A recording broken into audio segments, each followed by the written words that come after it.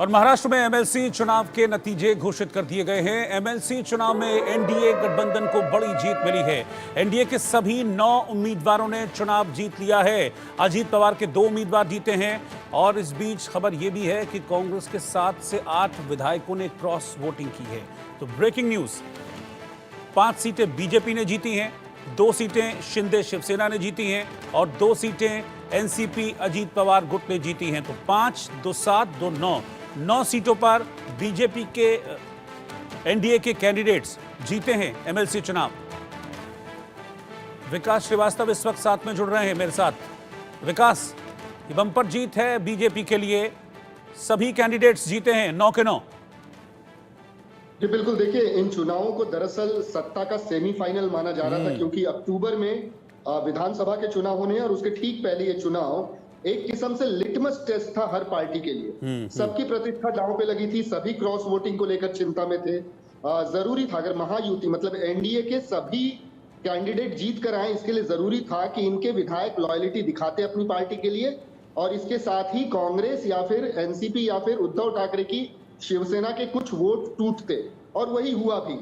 दरअसल बीजेपी के भी 5 कैंडिडेट जीत कर आए हैं, शिंदे की शिवसेना के भी 2 कैंडिडेट जीत कर आए हैं और इसके अलावा अजीत पवार के 2 कैंडिडेट जिनकी उम्मीद कम थी वो भी जीत कर आ गए। और बीजेपी के एक नेता ने अभी ये दावा किया है कि ये सब इसलिए मुमकिन हो पाया क्योंकि कांग्रेस के 6 विधायक फूटे हैं, मतलब उन्होंने क्रॉस वोटिंग की है।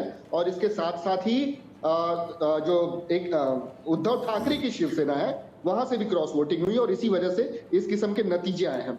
थोड़ी देर पहले अजीत पवार ने मीडिया से बात की और उन्होंने धन्यवाद अदा किया उन 5 विधायकों का जिन्होंने उनकी पार्टी को वोट किया, क्योंकि उनके पास 42 विधायकों का समर्थन था लेकिन उनको वोट पड़े हैं 47।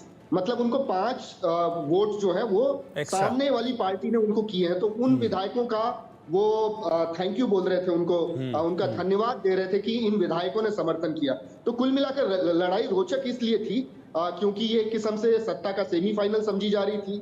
विधानसभा के पहले ये चुनाव हुए थे, 11 सीटों पर विधायक चुने जाने थे और ऐसे में महायुति की जीत से महायुति के नेताओं में एक किस्म से हौसला उनका बुलंद है, ये कहा जा सकता है। जी बिल्कुल विकास, जितना मौका खुश होने के लिए ये बीजेपी, एनसीपी और शिंदे शिवसेना का है, एनडीए का है, उतना ही मुझे लगता है कि चिंता कांग्रेस को हो रही होगी कि 7 से 8 विधायक अगर क्रॉस वोटिंग कर रहे हैं तो फिर आने वाले चुनाव में तो वो कहीं भी इधर उधर जा सकते हैं।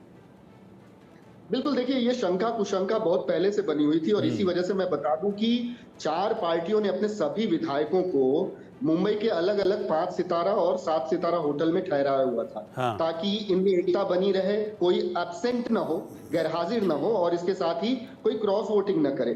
कांग्रेस की स्थिति ऐसी थी कि इनका एक ही कैंडिडेट था, उसे जिताने के लिए इनको 23 मतों की जरूरत थी, लेकिन इनके पास 33 विधायक हैं और इसी वजह से इनके पास एक्स्ट्रा नंबर्स थे, एक्स्ट्रा वोट्स की संख्या थी। और इसी वजह से कहा जा रहा था कि कांग्रेस के अगर कुछ विधायक क्रॉस वोटिंग कर जाते हैं तो मुमकिन है कि महायुति को इसका फायदा होगा, और जो हुआ भी।